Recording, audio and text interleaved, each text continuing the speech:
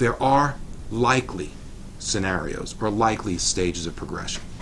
Usually the first symptoms that people identify are problems in new learning, remembering new things. That progresses to problems with word finding, not being able to complete sentences, not being able to identify things that they used to be able to name. It then begins to include the inability to understand spatial relationships, so that they might even have a hard time buttoning a cuff or a shirt or tying a tie. Or they'll easily get lost in a new surrounding because they can't remember where is this room or that room. Or they'll go on a cruise and they won't remember where the bathroom is and they'll urinate in the corner. And that's a little bit of a later stage. After those cognitive changes come on, there can be behavioral problems. Those behavioral problems are a mix of things.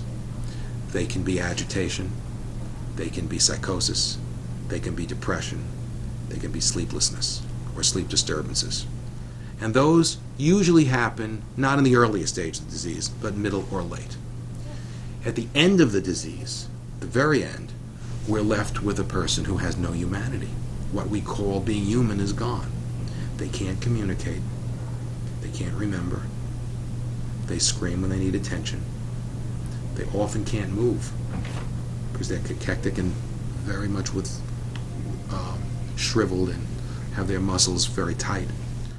And they've lost a tremendous amount of weight.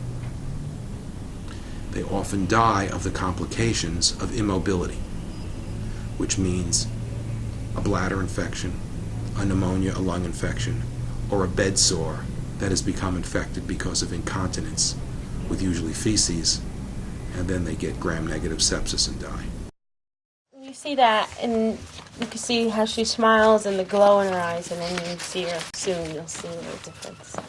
And that's, to me, all my life, she was that way. Yeah. All my life. Across the board, just... She's got her hair pulled back. They don't do it anymore. No makeup.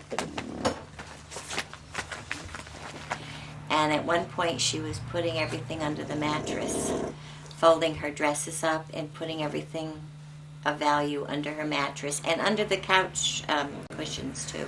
The first time I really realized that something was wrong was when I was driving her back to Florida, probably after her husband died. And we stopped in one of those shopping malls that they have along the highways.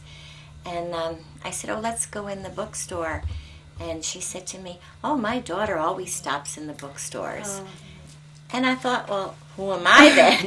And that was really one of the first times when I knew that she didn't know I was her daughter.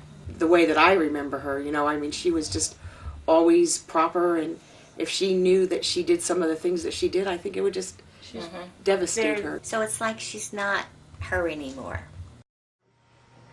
I feel like I lost my grandmother years ago. The grandmother that I remember. It's just her shell. I just think it would totally destroy my grandmother if she knew. Yeah. If she failed physically, but mentally had, the ability to understand where she was at right now, she wouldn't be very happy. Just the way that she's regressed as far as, her walking and her eating and her drinking. She drinks out of a little sippy cup now. Are you warm enough? Oh, I haven't, because it's up, not right here. Go out, talk like... Always on the go, weren't we? Yeah. We were always on the go. We were shopping buddies, weren't we? I know. Yeah. Bloomingdale's.